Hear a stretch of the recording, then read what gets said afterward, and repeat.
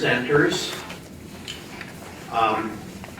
Marita Pohl has been providing clinical counseling for patients and family at BC Cancer Victoria Centre since 2004.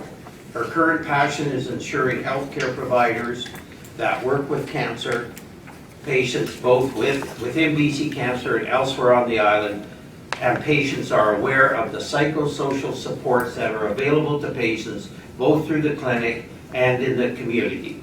Marita is happily married to Doug, and they love cooking and eating, and Marita is especially fond of cheese. Yeah. The other presenter is Jeanette Lassier, and Jeanette has been volunteering at the Victoria BC Cancer Agency for a little over 10 years.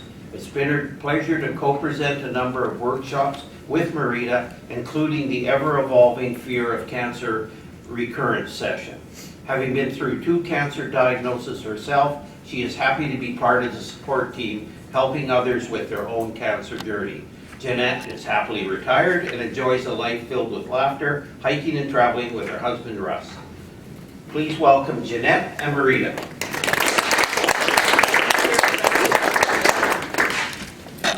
So I think it was probably through Connie's workings that we have a workshop which is now 5 hours long called Fear of Recurrence, because we just weren't getting it done.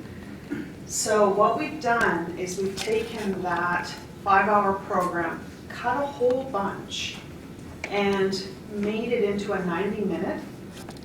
Part of the feedback we were given was make it tool-based.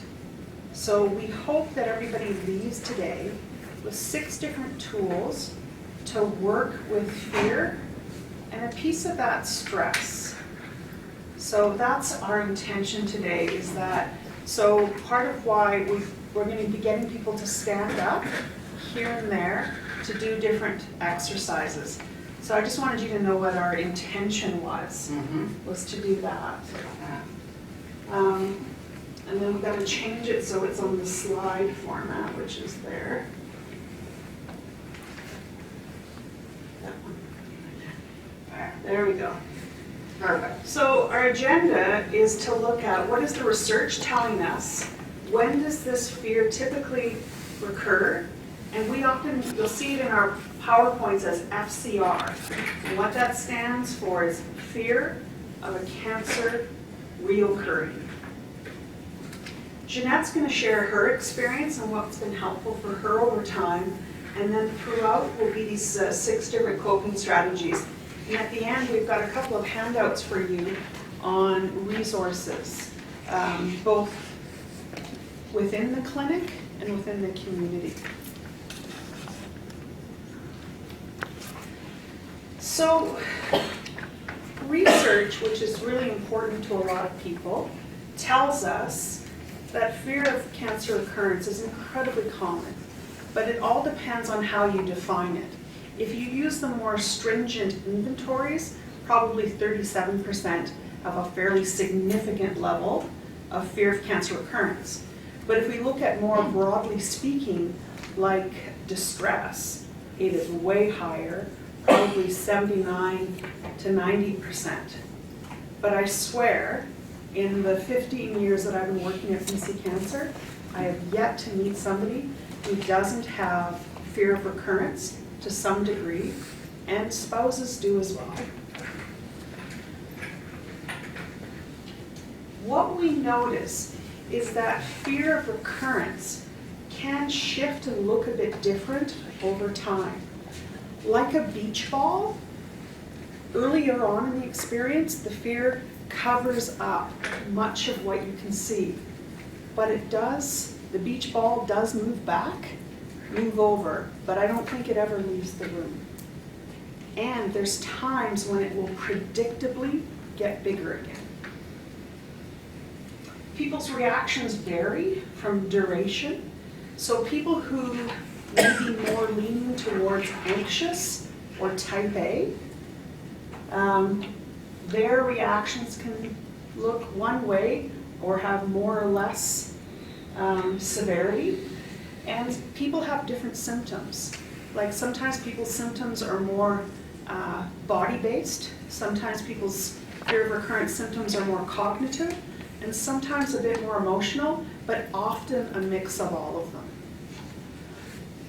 And one of the more practical things, fear of a cancer recurring has similarities to cancer itself.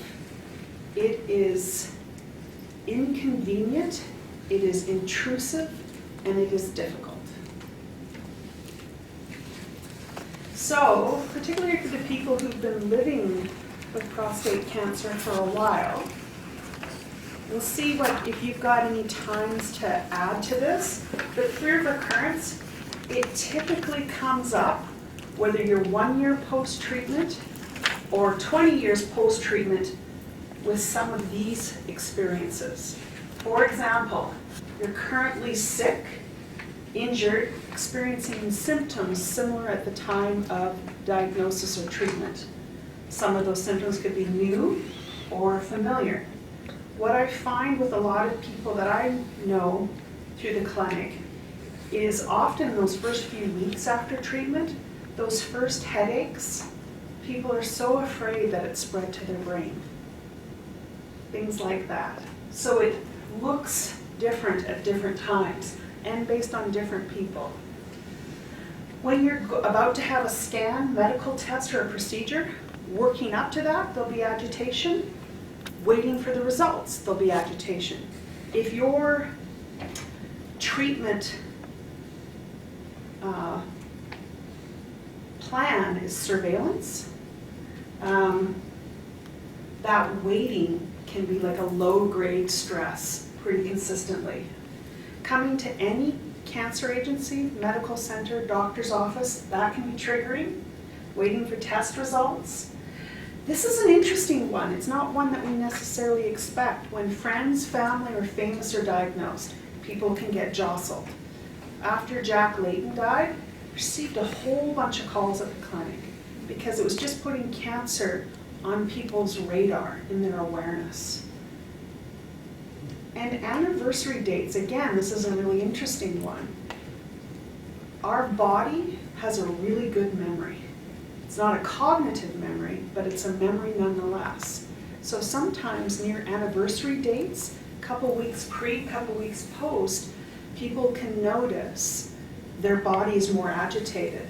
And if they reflect a bit about it, there could be a link to when they were originally diagnosed, or their original surgery date, or the original treatment date, or key information or experience dates. So those are times that, to me, are incredibly predictable. They won't necessarily, all of them, be true for each person, but there'll be clusters that are true for people in this room. Would anybody like to add a thought or a comment about ones we might be missing? Because we do want, every time Jeanette and I do this, we always update the presentation. Anybody want to add when they think? Yes. I just wanted to add that when I discovered I had cancer and I had that surgery, I felt alone, a little lonely. I don't know if that's typical of cancer or... I hear that, I swear, every week, multiple times. I just did a Cancer Transitions, a post-treatment workshop, and one of the most common experiences in that room with 12 people post-treatment, I felt so alone, and I felt so lonely, even though there were people around me. Something significant has changed for you, but it hasn't changed for everybody else. So I hear that all the time. Is that true for others as well? Yeah, please. I had a different comment, sorry. My dad is on active surveillance, and I was just thinking about fear of recurrence. He's not really, or he doesn't have any fear, but I kind of have fear. I'm thinking it's not fear of recurrence, but it's fear of his next PSA test rising. So I don't know if that. So why are you Test, I afraid? guess, but it's not my test. I have fear for that too. But I think it is a fear of recurrence of a type. I see. Okay. So why would you be concerned about his PSA number? Well, his cancer spreading. Yes. There's fear of recurrence. Yeah. Okay. So we don't necessarily link it, oh, I have fear of recurrence, but we just say it using different words. Right. And family members, spouses, wives, caregivers, adult children do too. So waiting for test results covers it, but not necessarily your test result, Yeah. someone else's test result. Absolutely, absolutely. Thank you. So anything else? Okay. Okay, first exercise. So I'm gonna do the grounding, and then Jeanette's gonna do a different one.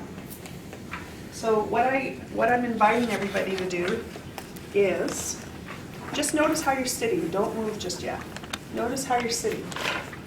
On a scale of 1 to 10, where would you rate yourself on a stress scale? 1 being not stressed at all, to 10 being this is the most stressed I can ever imagine. So just notice in your head, where are you on that scale? So we're gonna come and, can you remind me, we gotta check in on that at the end of this. And let's keep coming back to that one and see what is it that has a positive impact. So grounding. First step in grounding is, I'd like you to ask yourself the question, am I comfortable? And how do you know that? You know you're comfortable by paying attention to your body. So the first thing, I'm gonna just ask myself, am I comfortable? So the first thing I notice is my shoulders are really tight and I'm not kind of in the chair evenly. So I'm just gonna just sit down, kind of move my shoulders around, adjust, and do that. Can I ask you to do your version of that? Notice, how am I sitting?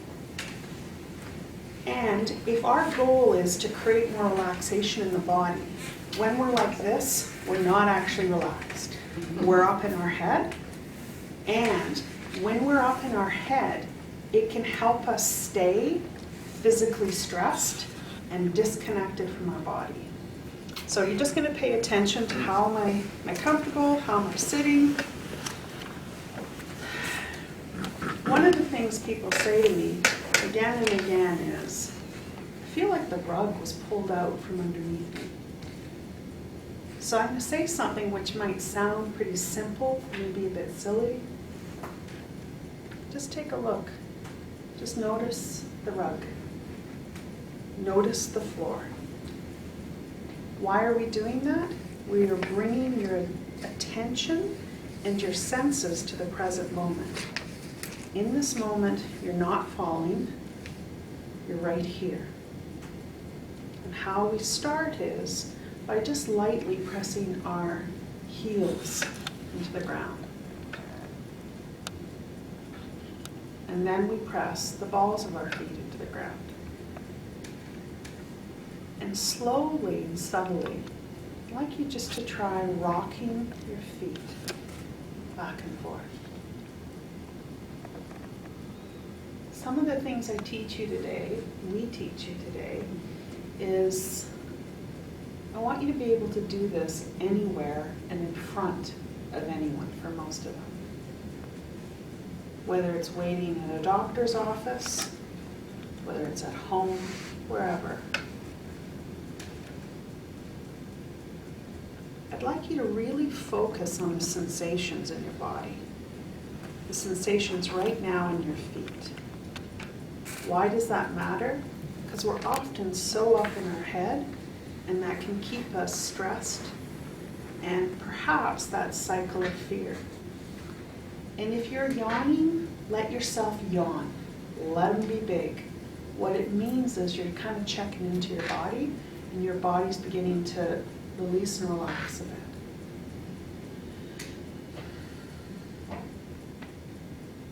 Sometimes it's helpful to slow our feet down by like the rocking movement by like 10%. I love when I do this because the first thing that happens is my shoulders soften. My body begins to relax a bit. Now, your feet can keep rocking if you want,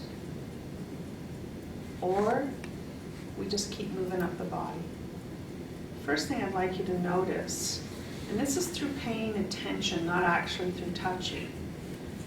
Notice along the back of your thighs, the contact between your body and the chair. So I'm noticing the skin, I'm noticing the place where my dress stops, I'm noticing just the touch of my skin to the chair. Often when we've experienced something that's dangerous or threatening, our muscles become vigilant, tight, stressed. So part of what we're trying to do is come out of the stuck or the place of stress into the moment using our senses and our attention to amplify the relaxation response in the body. And things like, these are pretty spiffy chairs. They were built to hold your body. They look pretty new. See if you can let the weight of your body be held, right? Because that's part of the vigilance that comes with stress, the staying muscularly tense. And then just feel into those sit bones, those pelvic bones. See if you can let the weight of your body kind of rest on them. And then here's a different part of the grounding. Just feel your hands on whatever they're touching, whether it's paper, whether it's the fabric on your pants or legs. Just kind of lightly let your fingertips, the pads of your fingers, just touch whatever they're touching. What I'd like you to scan for or paying attention to is temperature. So the longer I leave my fingertips on my leg and on my dress, the warmer things get. But they weren't warm 12 seconds ago, but they're getting warmer with the touch. Feel the temperature, the texture of what you're touching. So I've got kind of a woven cotton. Some people are touching paper. Notice how the dampness of your fingertips, how that feels on the paper. What you're noticing is the minutia or the details of your sensory experiences. And then notice along your back leaning against the back of the chair. And again, see if you can let the weight of your back kind of rest there.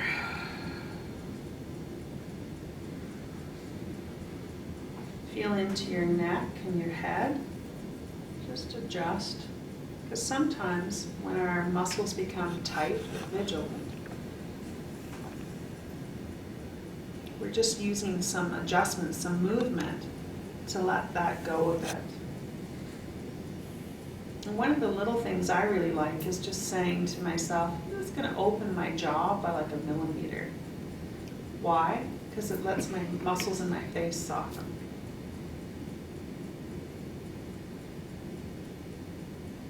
So this is just one form of grounding. We wrote it up for you in that second document. All the details are there. There's hundreds of different types of grounding. This is just one form that we've adapted over time. So how are people feeling from first to after the exercise? More relaxed. More relaxed. I found this exercise really useful when being in the waiting room, waiting for meeting with my oncologist. It just kind of took my mind away from the upcoming meeting to simply being present in the waiting room. And as Marita said, nobody needs to know that you're doing it. You can just do the grounding exercise anywhere, anytime. And now we'll shift to Now number we'll 2. shift to the second exercise. So the, whoops, sorry. Sorry, no, I do feel much more relaxed. I think it's great. I might have missed this, what is it called? Well, that's Wait, what that's I'm. the next one. I like one. But you may call it Batman or Superman. That's right. I prefer one. We can go with hero on this one. The Wonder Woman exercise is something that Dr. Amy Cuddy researched. She's a social psychologist, and what she was researching was body language. Body language, nonverbal communication, and how that impacts how other people view you. Which was very interesting research. It had been researched by others as well. What she found, though, was that nonverbal communication not only affects how other people view you, it actually also influences how you view yourself. And it also influences how your mind influences your mind and what you're thinking. So this part of her research, she realized that, or she looked at various kind of global leaders, leaders in the business community. She's part of the Harvard University. And she found that powerful people take up a lot of room. And so there were power positions. So for example, she found that powerful people often kind of sat like that, just take up a lot of room. And that's one of the power positions that she had defined. Versus kind of sitting like this, which is not a powerful position and also influences how you feel. So part of her research was getting students to do power positions and see what impact that had. And what she found was that the students that did these power positions just before an interview lowered their cortisol, the stress hormone, and they felt more comfortable and had a better presence in their interview. And so we thought we'd introduce this power position so that you too can reduce your cortisol levels and increase your sense of control. So, and that's why it's called the Wonder Woman position, because you do take the position of Wonder Woman. So I invite everybody to... And I'll keep track of time. You'll keep track of the time. Invite everybody to stand up and try this. Again, kind of try to figure out, okay, how do I feel right now? Just standing. And now assume the Wonder Woman position, which is your feet just a bit wider than your hips. So you're forming a really stable foundation, a really nice triangle here. And then your arms go on, or your hands go on your hips.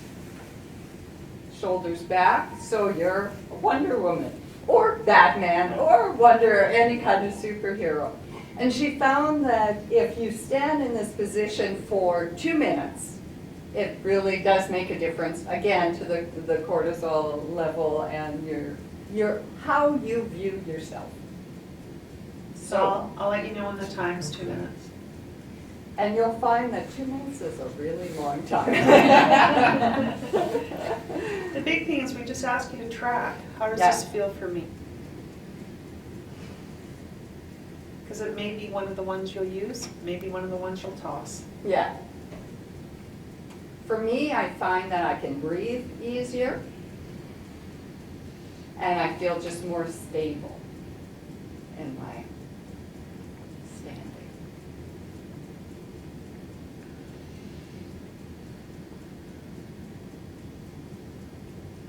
And this is one I use sometimes before presentations. It helps me to feel calm and relaxed, but still a bit confident. Mm-hmm.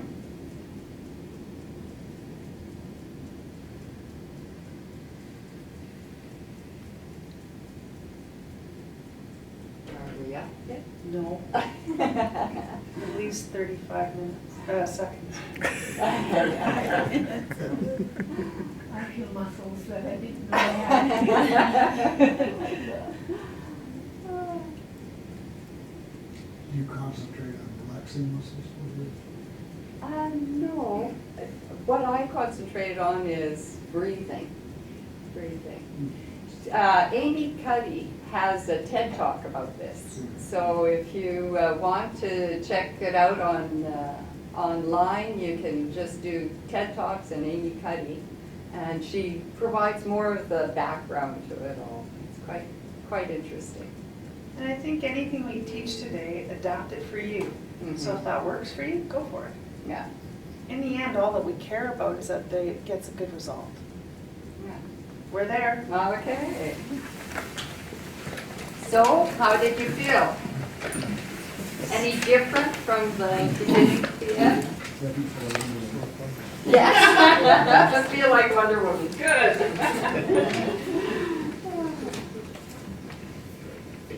So there are ways that we're talking about stress, and there are ways that we are talking about fear.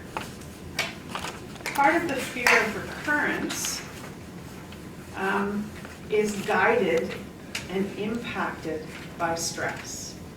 When we think about the human brain, there's a model called the triune brain, where the bottom part of our brain is the reptilian part, where the brain stem is and amygdala.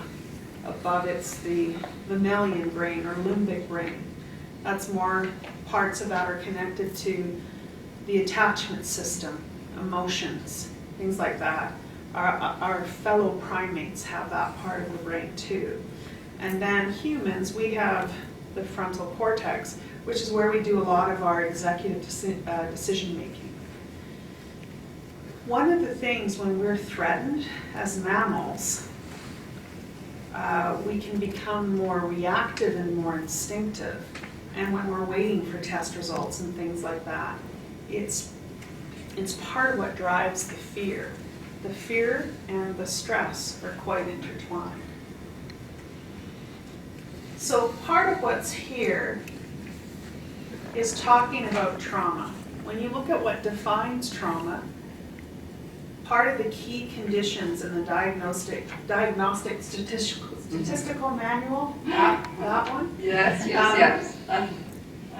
One of the conditions that must exist for trauma to happen is threat to physical integrity and threat to life, and that is cancer by definition.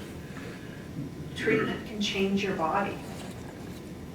We may have surgery for really wise reasons, but there's a bit of a response to it.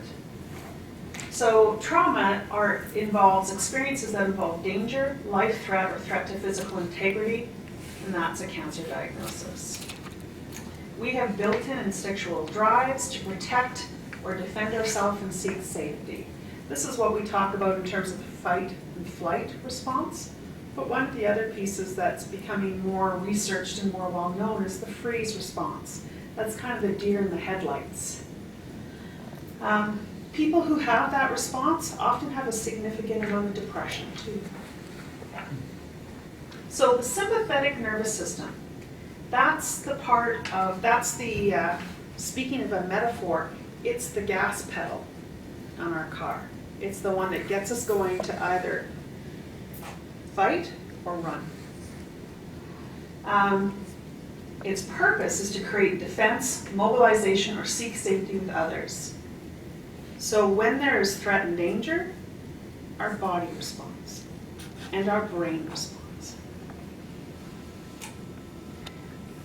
This physical response includes hormones produced by the body that allow you to take action. So when you hear about people who lift up a car, it's because their adrenaline and cortisol are going. That's where they're getting some of that strength and energy. If we were antelopes on the, which is it, Sahara? Yeah. Sub-Sahara desert? Yes. And say we're chased by a lion. Sometimes you'll see in those National Geographic videos, the antelope underneath a tree, they survive the chase, but their muscles are trembling like this. That is your nervous system discharging the threat. So has anybody ever noticed when they're highly stressed or scared or talking about something, the jaw trembles, the muscles can vibrate, stuff like that? That's your nervous system under threat. And that's some of the threat discharging. So, because we're so smart and wise, we've bypassed a lot of these instinctive features in our body. But if that energy is often not depleted, it stays stuck. That's why people sometimes are both agitated and tired. So that's a piece of it. So it leaves the body in an ongoing state of agitation. So what do we want to do when we're kind of looking at the pillars of working with stress and fear of our cancer recurring? We want to reduce this response once it's served its purpose. But, and here's one more vehicle metaphor coming from me. Cancer isn't a car accident. Car accidents tend to be linear, discrete events. This unfolds over months, if not years, with multiple threats in it.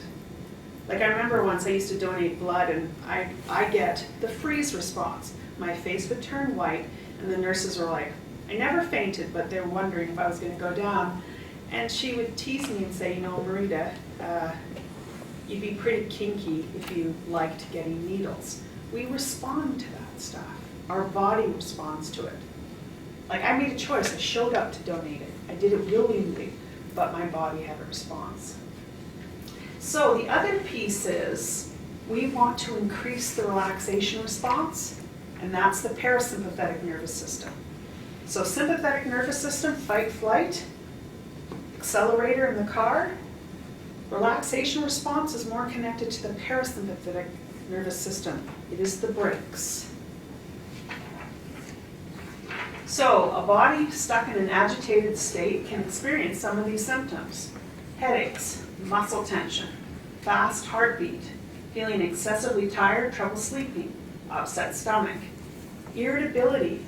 Anybody notice that over time they can become, since this experience started, irritable, sensitive, prickly?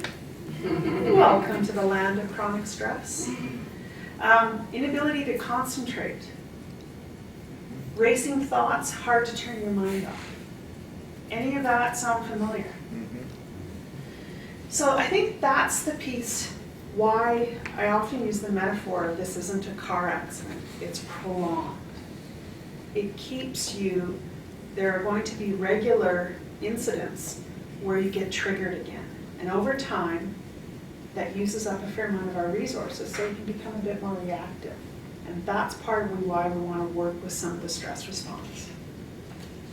Next exercise. Let's do some breathing. So you don't need to stand up for this one. This is called parasympathetic breathing. Remember I said parasympathetic nervous system is connected to the brakes of the body, the relaxation system within our body. This is called parasympathetic breathing. It's a form of yoga breathing. One of my colleagues taught me this about 15 years ago, and it's good. I use it in the relaxation group every week at the cancer agency. So I'm going to just ask that you don't do anything to your breath. I don't want to change your breathing.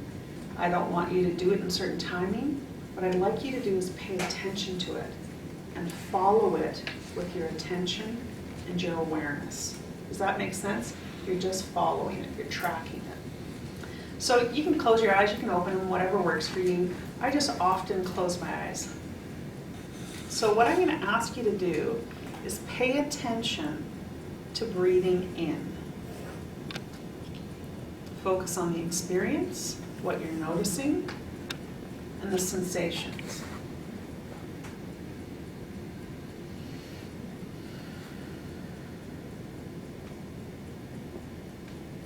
First thing I notice when I breathe in is that the air in the room is a little bit cooler than the temperature inside my nostril.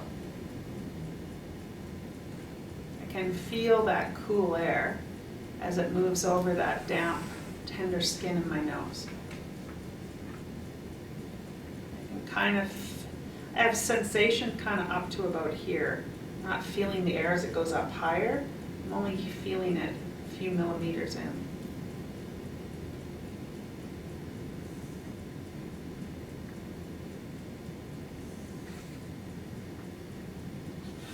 So you're just noticing.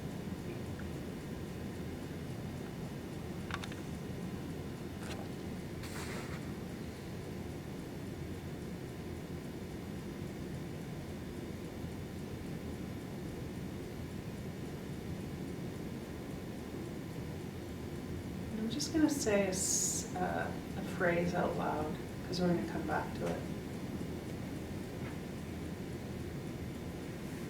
In, cool.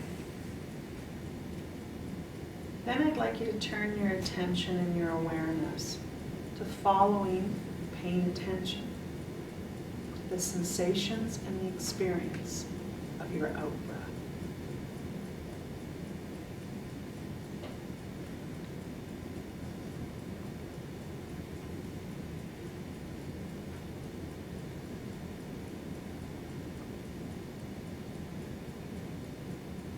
The first thing I notice when I'm paying attention to my out breath is the air on the out breath is warmer than the air that came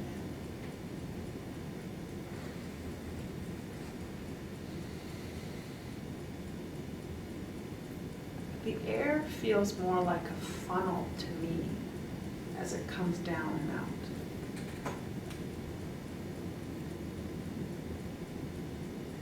And I feel like I can notice some of the hair in my nostrils slightly being moved by the out breath.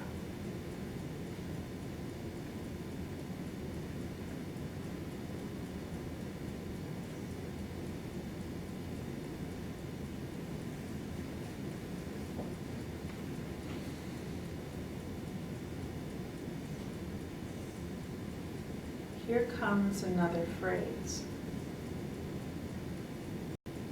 Out, warm.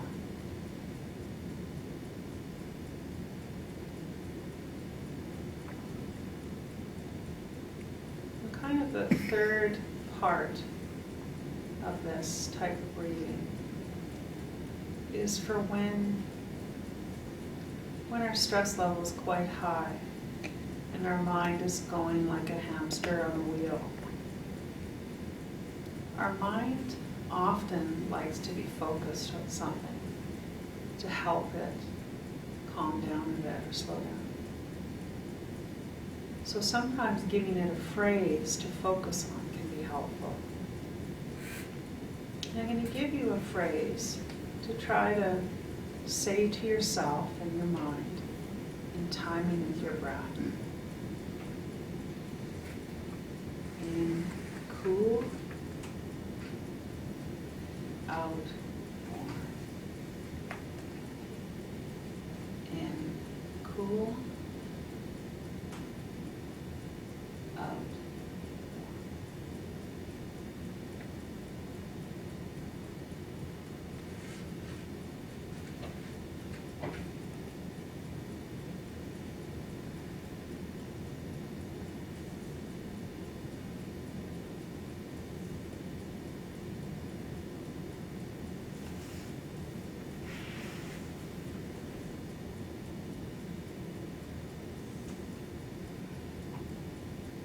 And then gently and slowly, just begin to feel your feet on the floor again.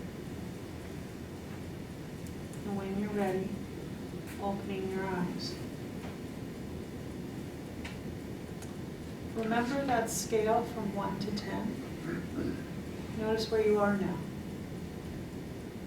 So I'm one of those people that grounding works like a hot dam for me. Works really well. The other ones aren't as helpful for me sometimes. Breathing's pretty good. Visualization rarely works for me, but I enjoy guiding people with it. But it's not great for me as a patient. And the big piece of why I say that is it's totally okay. See what works for you. Put aside the stuff that doesn't, and practice the other stuff. Stuff that does work will work better the more you use it. What are we doing now? Next is impact of chronic stress.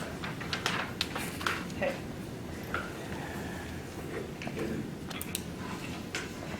So we've kind of talked about this one already.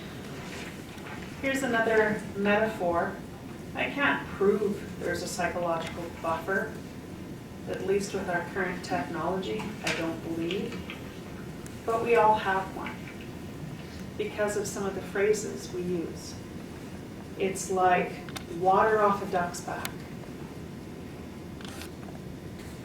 What is that? Things roll off easily. Things don't stick to us, get us. So that's kind of what I mean when I talk about psychological buffer. With prolonged stress, with things like multiple traumatic events, our buffer, so to speak, it gets thinner and more porous. So that's part of the sensitivity and reactivity and irritability that happens.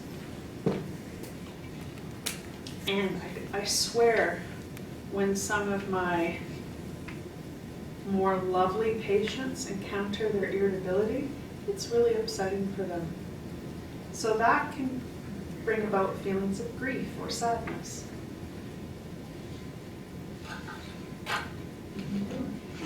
Yeah. Impact of chronic stress for family and friends. We kind of added this when we started thinking about coming here and meeting with you folks. There's a book by Judith Herman called Trauma and Recovery. It's part of the trauma field pretty significantly. I'm sure they've adapted it and expanded it. Part of what she writes about, and we noticed this first more so with soldiers post-war, we were relatively decent to them for a while, but after a while, the human capacity to maintain supportiveness in somebody else's suffering or difficulty, there's not necessarily a huge volume of capacity for that. And that's in part been somewhat true over time. We notice this with sexual assault survivors, with people who've gone through childhood sexual abuse or childhood abuse, but we're also noticing it more anecdotally with cancer patients. When people's friends and family said, "You've done treatment, let's go on, be positive." Do we have to keep talking about it? Right? It's that capacity to keep checking in with somebody when they're going through something that's prolonged. So it's not unique to cancer, it's broader than cancer, and it kind of exists in our society, but that's not to say there aren't all sorts of people who are supportive for long periods of time. There are, but when the people in your world are stressed, it's hard for them to keep tuning into your needs. So for family members, fear of a cancer recurrence, family members experience this too. Anybody want to comment on that? Okay. What I notice with family members, like spouses in particular, is there's a feeling of helplessness. Like, I can't do this for you. I wish I could take this burden away from you and do it for you. That's fairly common. Anything that anybody would like to add, that's just one small dimension of it. But family members go through it too. Sometimes it's that focus of can't we move on? Or if your hair is now longer than an inch, we all know you're fully healed. And people like to talk about cancer patients' hair a lot. For family members, grief, helplessness, anger, stress, they didn't think our life would be like this. So they often encounter their grief as well. the changes, change in roles. So I just want to give you some broad pillars or strategies of coping, of stress management. And for you to then take some of these principles and apply them to you in ways that are right for you. When you're looking at your self-care and coping plan, because cancer, chances are most of you will be monitored for the rest of your life.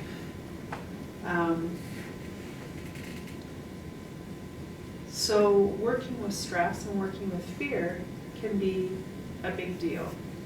So consider, what are the activities that you do that expel the agitation, help get rid of that sympathetic activation? And the most basic way to do this is exercise. And some of that's going to depend on your body. There's no one right form of exercise for anybody. We all have different bodies. But the cheap and often low impact one, and it's fairly accessible for all of us, is walking. 20 to 30 minutes, most days. It helps with sleep, it helps with fatigue, it helps with depression, it helps with stress. Now here's the thing, I went to the Vionic. Connie, did you go to Vionic? Unfortunately, no. Dr. Don McLean, he's kind of the originator of the paddleboard. Oh no, sorry, not paddleboard, dragon boat. He is a sports medicine researcher. Now he's at UBC. And with his research and his gathering of data from other people's research, here's what he has found from the literature and from his work. Exercise, as defined by aerobic and strength training, reduces the risk of death by 37% and the risk of recurrence by 37%. And it's not specific to any type of cancer. That's huge. That's better than a lot of the treatments we have in that building over there. Like, that's huge. So that's something to think about. It's good in those broad ways, like I just described, the 37%, but it's also good for mental health. It's good for cognitive fatigue, sleep. It's good for depression. It's good for a lot of things. And I'm not a nurse like Connie, but my understanding is that people's muscles are part of what their immune system draws on to heal. It's like a source of energy for your healing. If people aren't having a degree of activity, regular activity, it's not promoting your body's innate ability to heal. Am I saying that in a good way? I agree. I find just you guys can sometimes say it in a really more technical way than I do. The other piece is, yes, we often do the exercise stuff. We do it, yeah, okay, that's something I can do. But it also needs to occur with, in your general week, periods of relaxation. And what I mean by that is the things that bring about peacefulness in you, that make your body go, that feeling. So you need that kind of stuff when it comes to stress and trauma many times a week. I don't, right now I'm about to make something up. I'd have to go back and look at the literature on this, but I'm going to say 15 to 20 minutes minimum most days. Psychological processing of the impact of the experience. This is not something most of us think about, but sometimes you're going to need to talk with other cancer patients, which is why something like this is phenomenal, or somebody like me, or discussion boards, or other places where you can talk to other cancer patients. Because people, when they haven't had the experience, don't get it. No disrespect intended in that comment, but they don't know that it takes months upon months to rebuild your stamina, not only physically, but cognitively and emotionally. Most of my patients have a real hard time going to movies first few months after treatment because they can't stand the volume, the number of people, and the intensity of the experience. That's the type of stamina, right? You become, there's the psychological buffer. It's thin and porous. So, when I think about processing the impact, sometimes it can be around reading a book, like picking up the pieces. It might be a journal. It might be even just doing an exercise around the impact of the experience, like what was the impact on my body? What was the impact on my thinking? What was the impact on my mood? What's the impact on my relationships? The impact on my finances? The impact on my volunteer work? Just processing that. Your body has a bigger experience of it, but a key part of healing is taking it from the body, and the right hemisphere kind of is maybe an okay way of saying it, and making it into the narrative, your story. When you have a sense of how to discuss this and what the impact is, it sits better in your mind, mentally, emotionally, and physically as well. Next slide is the exercise. Okay. So it's 8 o'clock, we got 45, how are we doing? Do we have 45 or do we have half an hour? We have half an hour? We got the room till 9. Oh, okay. Probably about half an hour. Yeah, half an We'll hour. hang around for 15 or something. Yeah. Okay, bringing your limbs online. I'll get you to stand up for this one. And I think I'll stand over here so that I'm not in front of one of the panels.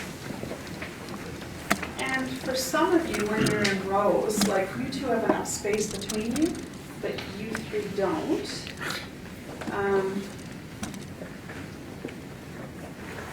You just want to be able to move. Forward, one person. Yeah, one can go forward, one back, whatever you like. Why would you use bringing your limbs online? It's one of those tools to use when you've zoned out or you become so stressed that you dissociate to a degree. So has anybody ever driven home and can't remember the route you take? That's a form of dissociation, right? I'm not trying to say anything like, oh my God, you're psychologically impaired. We all do this, right? It's not that huge of a deal. But when we're highly stressed, we disconnect. Our system's like a thermostat. We can only tolerate so much stress. And when we hit our internal balance point, like we're off balance, we pop up in our head. So this is when you use it when you're kind of zoned out for some reasons or due to distress. So here it is. First thing we're going to do is we're going to roll our ankles. 1, 2, 3, 4. Now we're going to go the other one. 1, 2, 3, 4. And if you've ever done this workshop with me before, sometimes I say 3, sometimes I say 4. But the goal is just to do it a few times. Then what I'd like you to do, as per the comfort and ability of your body, is gently bend your knees with the goal of tightening your calves. Because what you want to feel is the tight calf. And we're going to hold it. 1, 1,000, 2, 1,000, 3, 1,000. Release. We're going to go down again. 1, 1,000, 2, 1,000, 3, 1,000. Release. 1, 1,000, 2, 1,000, 3, 1,000. Release.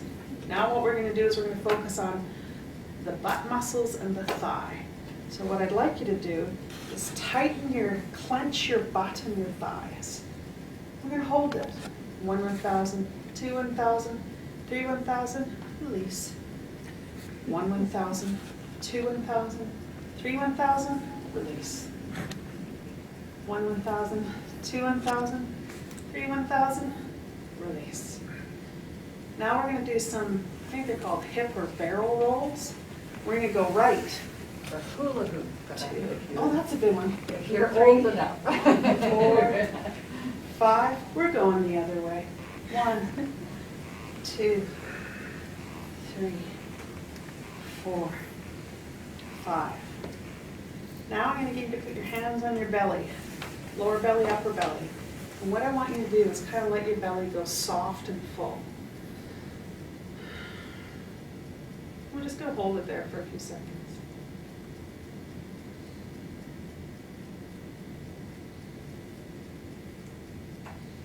Next thing I'd like you to do is take your shoulders, raise them towards your heel or ears, hold them for a couple seconds. 1, 1,000, 2, 1,000, 3, 1,000, release. 1, 1,000, 2, 1,000, 3, 1,000, release. 1, 1,000, 2, 1,000, 3, 1,000, release. Now we're going to go to hands and fingers. I'd like you to run your fingertips 3 or 4 times over the palm of your hands. And then we're going to do some wrist rolls. 2, 3, 4, 5. Then we're going to get you to bend at the elbow, but the goal is to feel a tight forearm. You're doing some Arnold. I'm going to pump you up. Release. 2, 1,000, 3, 1,000, release. 1, 1,000, 2, 1,000, 3, 1,000, release. The release is just as important as the tightening. Now we're going to do kind of, not a hula hoop, but another kind of roll. 1, 2, 3, 4, 5. And this is the time I'm not comfortable with the camera, doing it out of protest. We're going to scrunch our faces up. Release. Release. Release. So check in with yourself. What do you notice? Like, I can feel even the back of my scalp. I feel all the way up. What are other people noticing? The reason we do it is connecting the brain and the muscles to different parts of the body. I'm going to mispronounce this, Connie, so I'm going to say it wrong. The proprioception nerves, or what is it? Balance as well. Yeah. Nerves. It helps us to know where we are in this moment with our body. And that's why we're doing very conscious paying attention movement in all these different areas, because they bring us in. Does that make sense? Okay. No, I can't. Okay.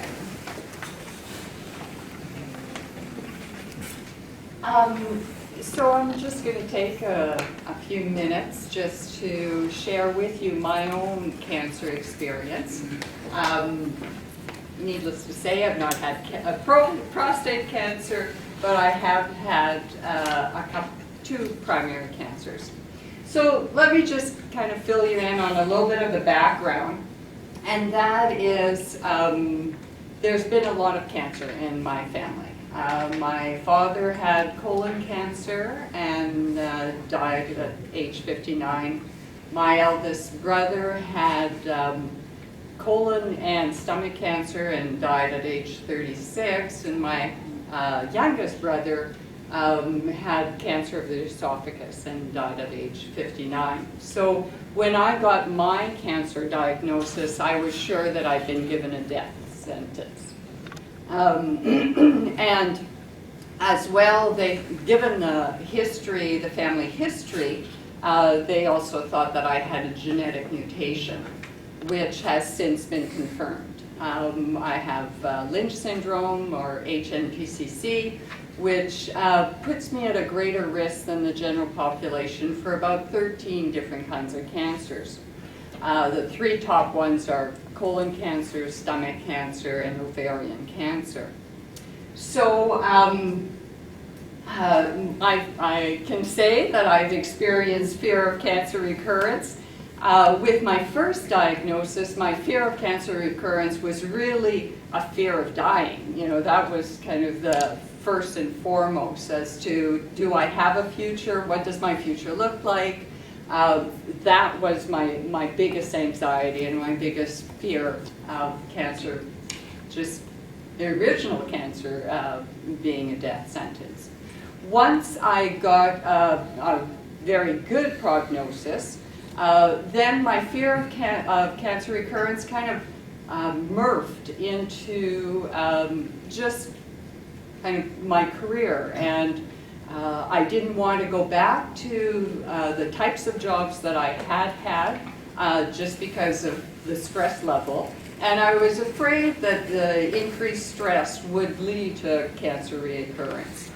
So, and at the same time, I was only 49 when I was first diagnosed, and so at the same time, I was kind of in the middle of my career, and I had a lot of anxiety as to, if I'm not my career, who am I? So that's how the fear of cancer recurrence kind of showed up for me.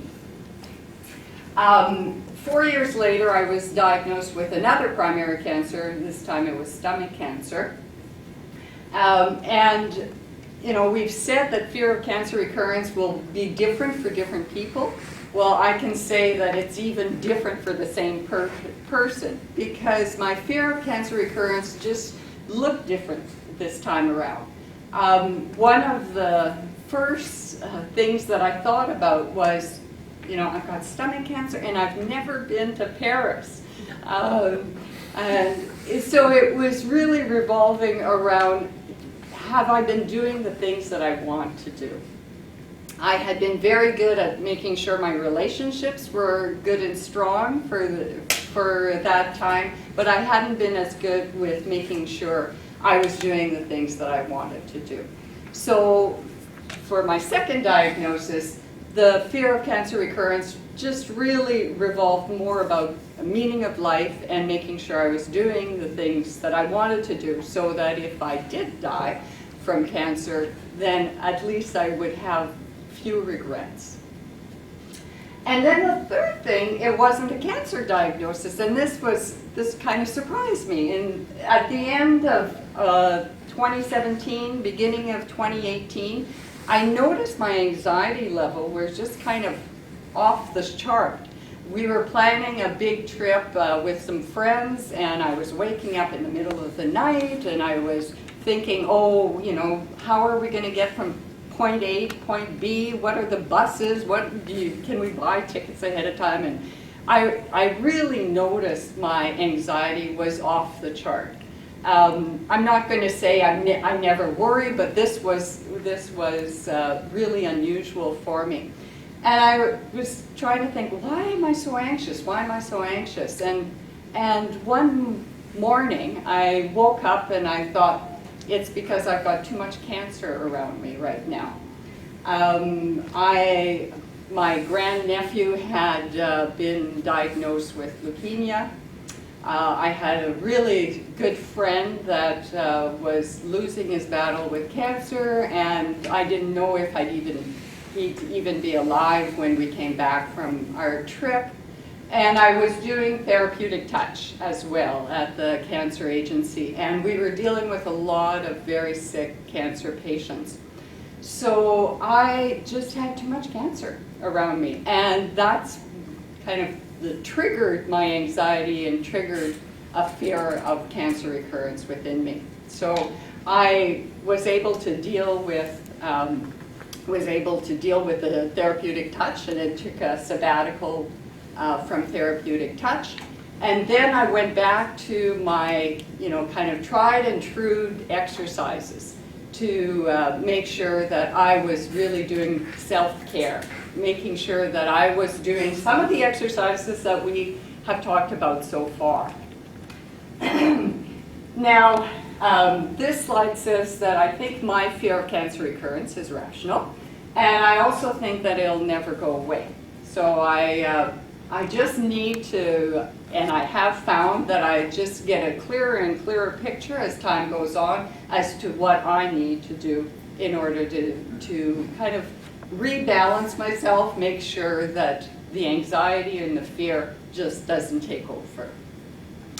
Okay, and then the next slide will show you that I will show you all these things that I do, and it looks really nice. I've got nice little slides, and it's all very organized, but the reality of it was that the first year or two after cancer diagnosis, this was my strategy. I call it my rainbow turkey strategy, because I was trying everything, doing everything that I could to deal with the fear of cancer recurrence, and it exhausted me. So I hope that you can learn from my experience and not try to do everything at once. Yeah, here are the pretty slides coming. Yeah. So what I did and what I continue to do for my body is the relaxation sessions at the Cancer Agency. They happen once a week on Thursday afternoons. I don't do those anymore, but I did right after my cancer diagnosis, and I found those really, really helpful. It's every single Thursday, 1:30 to 3, third floor of the clinic in the wellness room. You don't have to, have you been? Yeah, you need your faces familiar. You don't have to sign up, it's a drop-in. We do muscle relaxation, guided imagery. We have volunteers who do a form of therapeutic stroking down your legs, upper shoulders and head, and it's deeply relaxing. How many people can say they put people to sleep several times on a Thursday afternoon? Right? It's relaxing. Did you want to say anything about it? What was it like for you? Well, yeah, you've said it, yeah, it just, it's really relaxing, Yeah. yeah. It's good way to escape the stresses of the day and the week, Yeah. so. Yeah. Just like meditation? No. No? Meditation is more of a turning inwards. With relaxation, we're more trying to just help your body and mind to slow down and relax. Meditation is more an intervention where you're actively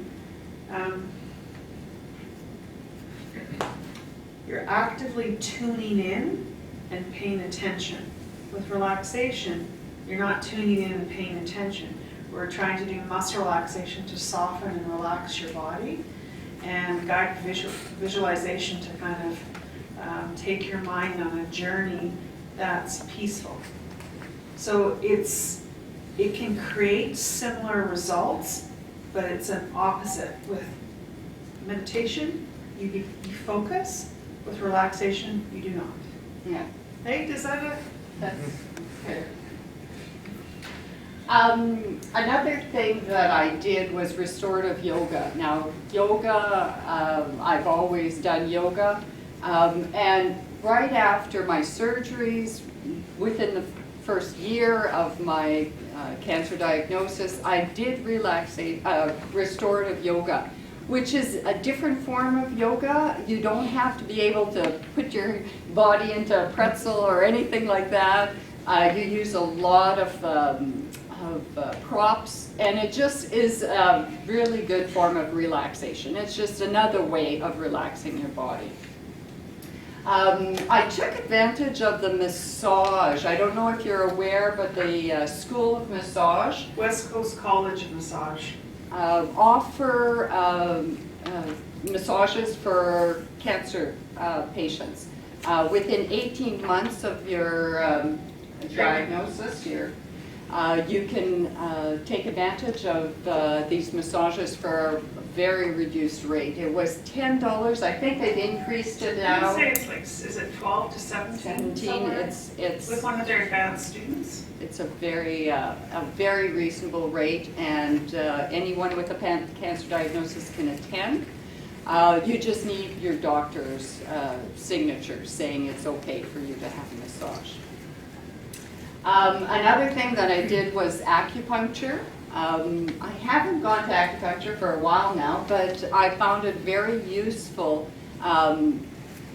kind of at the beginning. I went to see Dr. Zhu, who practices or has studied both Western medicine as well as Eastern medicine. So I like the fact that he was able to kind of blend the two together.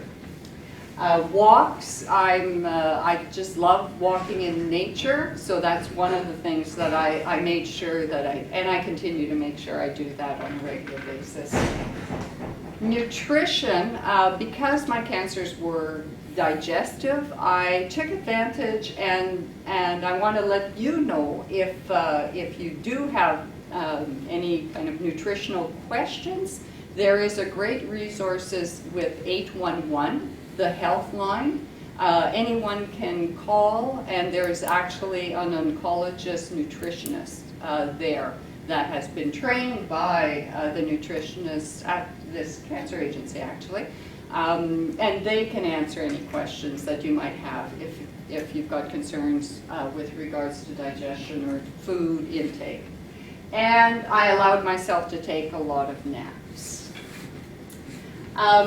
So what I did for my mind when I had that monkey mind of going way off into the future, things that I did was, and I'm still struggling with this, is making sure or understanding at a gut level that self-care is not the same as being selfish or being self-centered.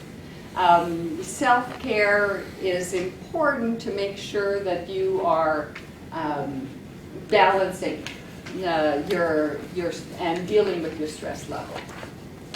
I looked at role models. That picture is of my dad and myself. My dad was diagnosed with colon cancer 20 years before he died of it.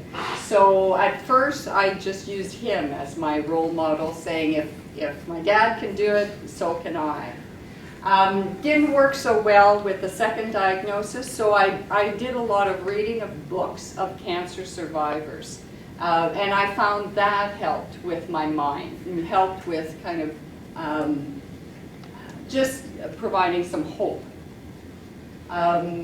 I needed some facts and figures. This is not for everybody, but I needed some information on statistics and survival rates, 5-year survival rates. That, like I say, that's not for everybody. But I've added this in just to show that you've got to do what works for you. You know, no matter what anybody else says, you have to figure out what it is that's causing you distress and dealing with that. I did a bucket list, like I said, after the second diagnosis. I went, I never did go to Paris, so my bucket list helped me to make sure that I was kept on track as to I was doing the things that I wanted to do. Did a gratitude journal. Still find that helpful every once in a while, just at the end of the day. 3 things that I'm grateful for, and it's amazing. It doesn't take long before you're way past the three items. And there's a lot of research now behind a gratitude practice. It helps train the mind to focus, to search for things of a similar nature. So often with difficult experiences, people can find their mind becomes negative and it goes towards negative things. Gratitude practice can help train your mind to look for what's lovely. And finally, meditation. I consider myself still a beginner meditator, but that is one of the things that I've done for my mind. My heart, what I've done for my heart, and that is I just am cautious about who I hang around with. I focus on uplifting people. By that, I don't mean somebody that just sees in rose-colored glasses. I just mean people that just make me feel good. And I'm careful about people that I call energy vampires. People that just always see the glass half empty And I happen to have a friend like that, and I just make sure that I am feeling very strong when I'm spending time with her. So the other thing I did for my heart was counseling. Went to see Marita, and she helped me kind of work through some of the things that I was processing. We've mentioned this before, but I found that some of the people that I thought I could rely on weren't there. And so Marita just helped process that. Buddhist podcasts, I'm not a particularly religious person, but I have found listening to podcasts very uplifting. And last one is family that has passed on. Some people would call it prayer. I just kind of tune into my father, my brothers, and whenever I'm kind of struggling with something, just to ask them for some help on how to deal with things. So that is just kinds of things that I did for my body, or I do for my body, mind, and spirit. As Marita has mentioned before, all of these things are just tools for you to try. If they work, great. If they don't work, just set it aside and just figure out what does work for you. Okay, and there's another exercise we're going to do. So what I'm going to do is sometimes it's helpful to have objects when we're doing orienting. So Connie, can I get your help passing out the juices? More just to have an object to touch and interact with. Not to drink? Not to drink. If you want to drink it, you go ahead. If some of you have, like, you've got a water bottle, can you use that? There. How about cookies? Will cookies work? No, they'll disappear. I know. Well, that's okay too. Anybody else want an Water object? bottles, okay. Anybody else? Anybody else back here want? You're good? Tom, good? No, I got you, man. Okay. You good? So what orienting is it's using your senses to focus. I will use orienting at, just trying to think when I use orienting. I use orienting when I'm feeling stressed. I use it, for example, a doctor's waiting room. When do you use it? I don't use orienting that often. Okay. Yeah, sorry. And I use it as a tool with my patients to help them become more interactive with their environment and what's around them and get out of here, which often, with the overlay of cancer, people often go to the future and not a nice one. Or they go to the past where there can be regrets. If you're going to the future and it's fun, party on, keep at it. But if it isn't, orienting is something that through your senses you come back to the moment. So I said senses, so right now when I'm going to practice this in front of you to show you what orienting can look like, you can use it with all of your senses, but I'll just show you. And this is using touch and sight. The whole goal with orienting is keep asking yourself the question, and what else? And what else? You're focusing on the minutia or the details. So in my hand, I've got a juice box. It's peach mango, and I'm not going to be so noticing of the words. I think of how it feels in my hand. It's already getting warmer because of the warmth of my hand. I can feel the straw, and I can feel the Tetra Pak. I can feel how it's both a solid, but look, I can change the shape. That's kind of cool. There's parts that are glued down, and I can rip that up. there's a little metal piece there. That's where you stick the straw through. And what I'm feeling is the ridge of the paper. I can kind of feel the foil, but not so much. I'm just rubbing my finger across the top here. And it's rough. If I kept doing that for a while, it would probably rub it red on my finger, make it quite sore. But I can feel maybe not sharpness, but the edge. I can feel where the glue was there and where it ripped off a piece of the paper. I can feel when I press on the corners, it's harder versus when I press here. Here it feels thinner and softer, but the corner feels hard. I can feel the plastic. Plastic feels very thin, kind of fragile. And I can feel the straw in the plastic. And right here, see, I can feel the bendy part of the straw. Now let me look at the color. So I'm seeing kind of an orangey color on the top and white and black print. And when I look at the color of the fruit there, it's kind of that Granny Smith green, and they're trying to portray the shininess of the apple. Beneath there, I think there's a mango. That looks like a peach there.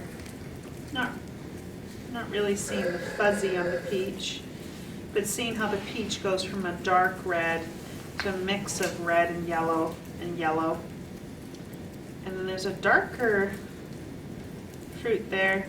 I don't know if that's like a lime or what that is. And there's like a blue line. Did you see the minutiae I went into? There were no broad strokes.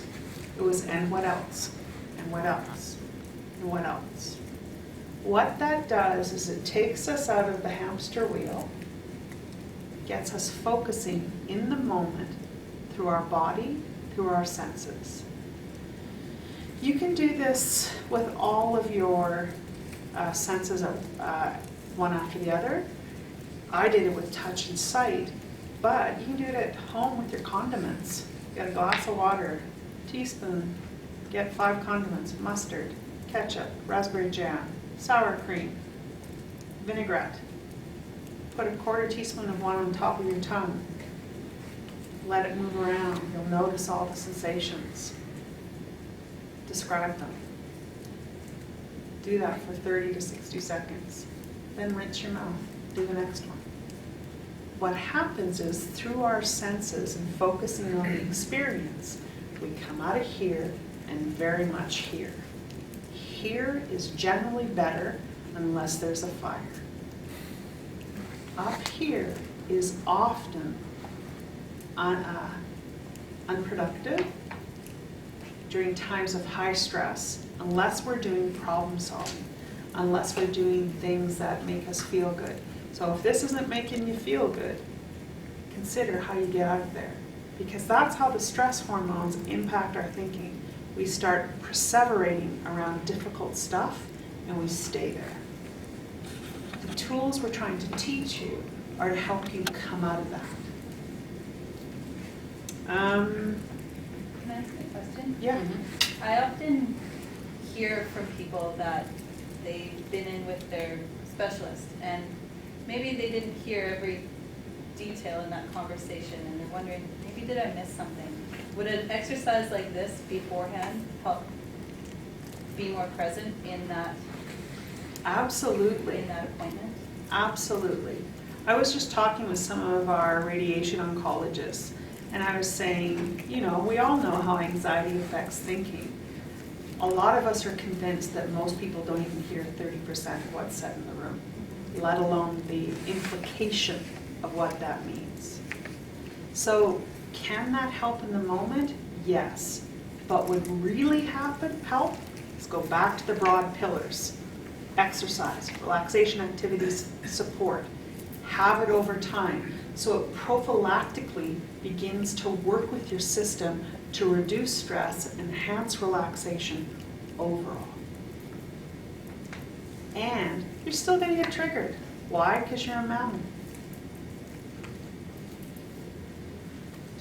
Okay, questions, comments? Am I missing something? No? Okay. Is that good? Okay. And this is just kind of a review of things. So Jeanette's better at PowerPoint presentations than I am. Hers are always nicer. So there's no pretty picture here. So we practiced grounding. We practiced the Wonder Woman or the Green Lantern pose. Parasympathetic breathing, limbs online. Another thing we talked about was walking and massage. Anything people here want to add in terms of physically? What are some of the strategies you use? I use craniosacral, and it's not that much different from massage. I have a Reiki group that I belong to. We do treatments on each other once a month. I see my counselor, but that's more of a heart-based one. Anyone want to add anything here? Sometimes I like the distraction of watching like the mindless show. Yes. Distractions and like, although you will often hear me say things like, well, it's bad. It isn't. It is sometimes just awesome and good. Yeah, sometimes so you don't have to think. Yes. Mhm. It's important to take a break. So distraction and those kind of things are good in measure. Yeah, absolutely. Reading is the other one. Yeah, reading. It takes your mind to wherever the book is. Reading, the puzzles and stuff like that. But anybody notice during treatment that they couldn't read? Couldn't read for more than a few sentences or paragraphs? When I'm under high stress, I used to be a voracious reader. Can't just sit down and devour something if I'm stressed. I need ways to turn my brain off. I find it very difficult. So if I can somehow find an activity where I don't have to think. Yeah, yeah. And I think it's important to have pieces of that in every week. Mind. We did this. We did the orienting. Problem solving is written up in the In this booklet. booklet. One of the big ways, since you've seen it, Connie, that we've worked with the Fear of Recurrence workshop and why it's much bigger, is we're spending more time working with your thinking. Okay, and this booklet here.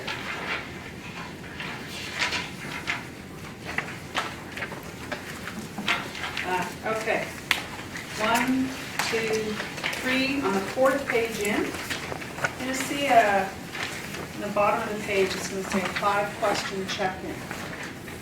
For any of you who feel a sense of disconnection,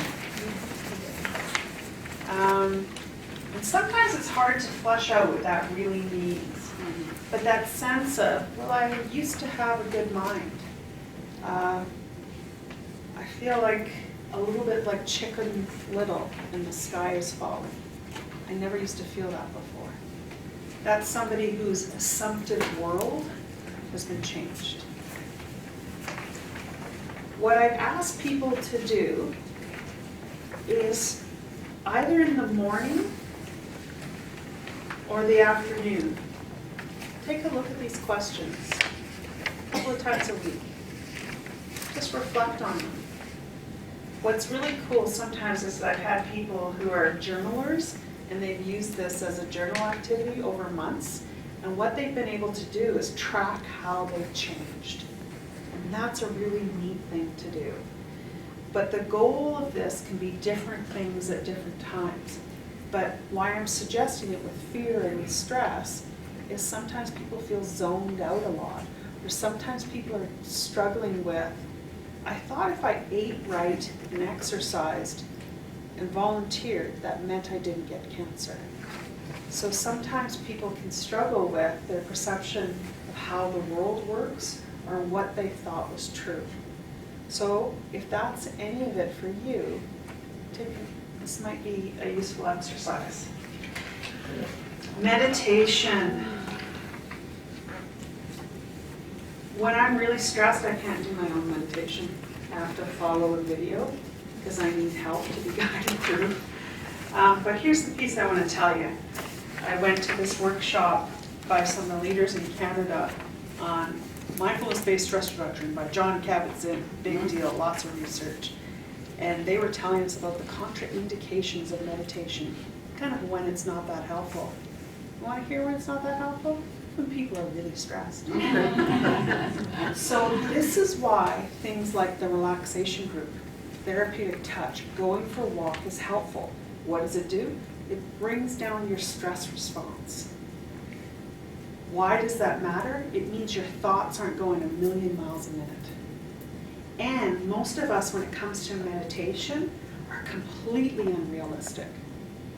When I'm at my most cool and relaxed, probably have a minute or two there, minute or two here and there in 20 to 30 minutes, where I'm really quite following my breath. Super peaceful. For the rest of us mere mortals, we're coming in and out of lots of things. Our mind goes off. They call it monkey mind. Mhm. But the stress response, the adrenaline, kind of fuels that kind of rumination and perseverating. Humor. Oh, that's a good one. Watching comedy. Yeah, I often think of antidotes. What is the opposite of what you're going through? And being exposed to that through entertainment can be helpful.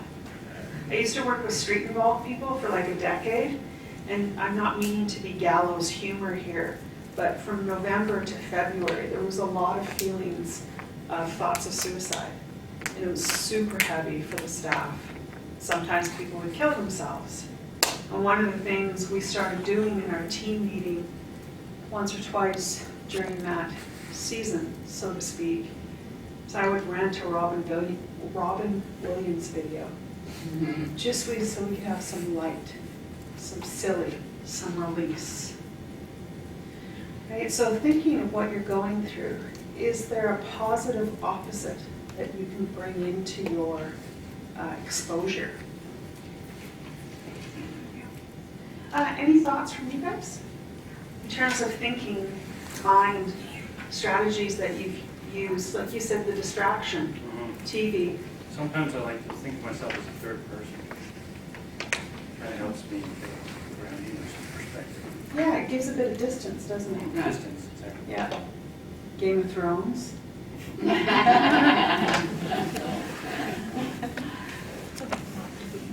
So, yeah, exactly. Working with your emotions. Yeah, we're not going to do that. Yeah, we won't have time. Yeah. But I've written up something here in this booklet called RAIN. And what it kind of is when you are feeling calmer, it can be helpful. Like when you've done some grounding or gone for a relaxation group, maybe that evening, sit down in a quiet room, you've got 15, 20 minutes, and just pay attention and reflect inward. Notice, what am I experiencing? Emotions are felt in the body. When we feel that tightness in our chest, that can be feelings. When we feel the bubbles in our stomach, that can be feelings. When we feel here, sometimes that's anger. So pay attention to what you're feeling. Be curious. Follow it. One of the neat things about feelings is if you follow them, they change. As in, if you pay attention and notice, you'll see how they begin to shift. And that type of attention and witnessing can be helpful to emotions. Do you want the slide on emotions? Yeah, okay. This is one of the big things is I kind of feel like what's happened in the last 75 years is we forgot that we're a human animal. And part of our physiology is emotion. In the brainstem, it's the bigger ones like fear. In the more limbic system, that's connected to love. Oxytocin, when mothers are breastfeeding, that's part of what attaches us and bonds us. meaning, grief. All of these things are felt in the body. And what they are is they're just information about our needs, meaning, values, what's happening in us and what's happening around us. They motivate behavior, they organize you for action.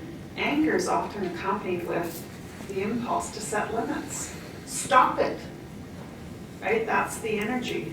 There's energy behind emotion. They give you a sense of how your relationships are doing. They evaluate for you whether things are going your way. And they provide a signal. It's really hard to hide sadness from others. And the crumpling of our face meets a need. It tells somebody else that we're struggling. So,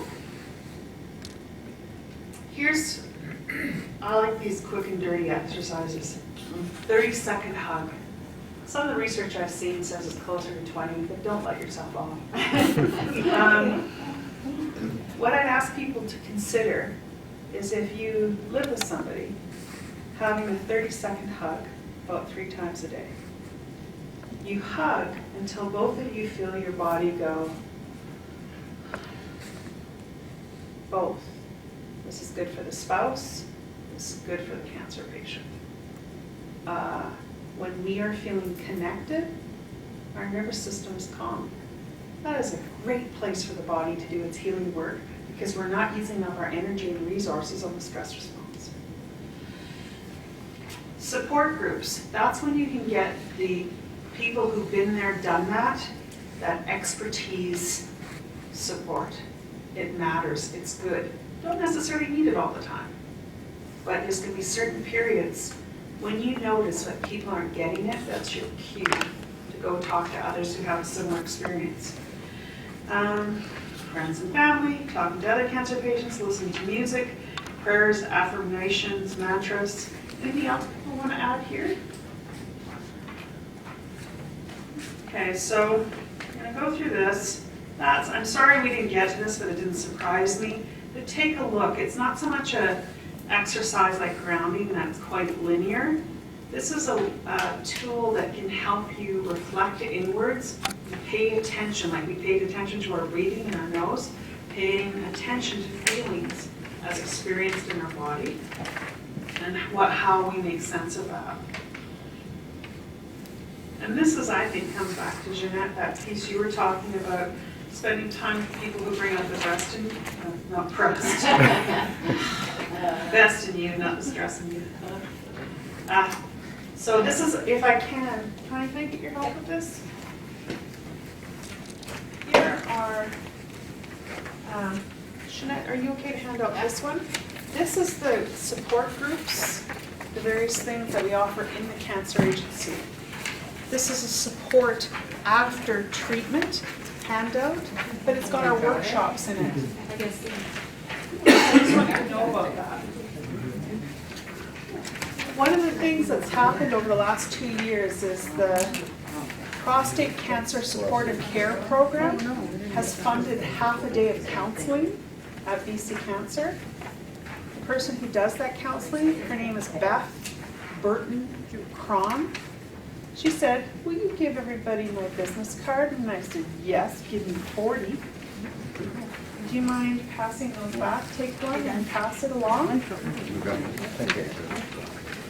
And I'll do it. She is a staff person of BC Cancer. She's one of my team. And Wednesday afternoons, her time is for prostate cancer patients and their family. So if you're interested in working, doing counseling, call her. So if you don't mind passing those around, that would be great. And I'm wondering, questions, comments? We do have the references there. So you've got our PowerPoints. You've got our package. We did a shortened version for you with a focus on tools. I do have a request to ask of you, but before I go there, I'm wondering questions, comments, things you want to put out there? If someone wants to go to your 5-hour seminar, long version, how do they contact you? A couple of ways. They could get hold of you, I guess. You could, and you could send an email. Yeah. You all have Beth's card. You call her and say, hey Beth, can you sign me up for fear of recurrence? We offer it twice a year. And it's one of the ones where we can fit 20, 22 people. Not a big deal. So that's another way. Another way is to call our department. On both of the handouts we gave you, the counseling department number's on there. You can also come on up to the 3rd floor of the clinic and say to the receptionist, hi, I'd like to have a referral to counseling. She will take your name, phone number, somebody will get back to you and do up a referral form, and we'll get you in. I find right now we're booking appointments into the future, usually about 10 days, 10 business days right now. More questions? Yes? Just a comment on resources, that the library and the cancer agency is really good. So not only is the library really good, and I'm so glad you said something, the librarian's name is Lorraine. Lorraine, if any of you are research information people, she will lit search you. She'll send them to you by email. She is phenomenal. And most of the work that she's connected to is all vetted resources, so it's not going to be totally out there. It's some good solid stuff. So for those, anybody here who really likes information, okay, I'm just going to say out her number, 250-519-5517. She too is on the 3rd floor of the clinic. If you're in there, not between 12 to 1, which is when she's off for lunch, but if you're in there sometime between 8:30 to 12 or 1 to about 3:30, if you come in off the elevators on the 3rd floor, go down, she's the woman in the glass office. She's phenomenal. She's like a hidden gem, and I wish everybody knew about her. Thank you.